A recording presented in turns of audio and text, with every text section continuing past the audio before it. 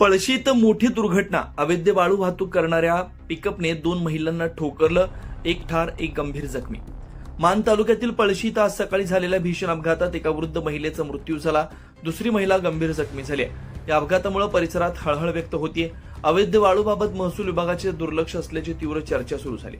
मिळालेल्या माहितीनुसार दिनांक 18 ऑगस्ट रोजी सकाळी 6:30 वाजण्याच्या सुमारास पळशीगाव हद्दीतील पिराची टेकडी देवीच्या मंदिराजवळील रस्त्याच्या कडेला 2 महिला मॉर्निंग वॉकसाठी पायी चालत होत्या. यावेळी मागून भरधाव वेगानं आलेल्या टाटा कंपनीच्या पांढऱ्या रंगाच्या इंट्रा पिकअप वाहनानं महिलांना जोराची धडक दिली.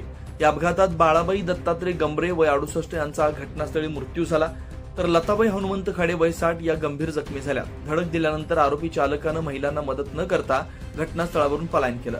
या प्रकरणी फिर्यादी प्रकाश नाना खाडे राहणार पळशी यांच्या तक्रारीवरून म्हसवड पोलीस ठाण्यात गुन्हा दाखल करण्यात आला.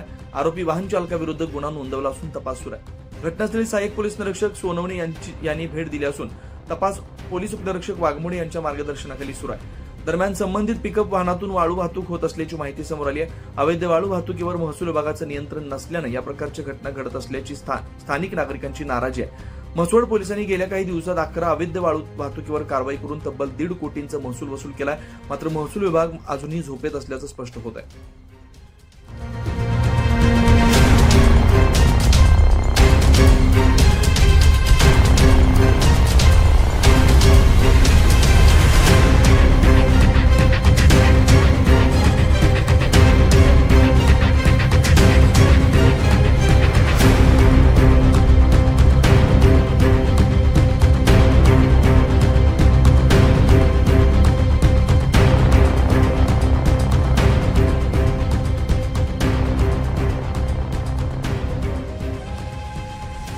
अशाच नवनवीन अपडेटसाठी आमच्या खबर गावाकडची या चॅनेलला सबस्क्राईब करा. आमचे व्हिडिओ लाईक करा आणि शेअर करा.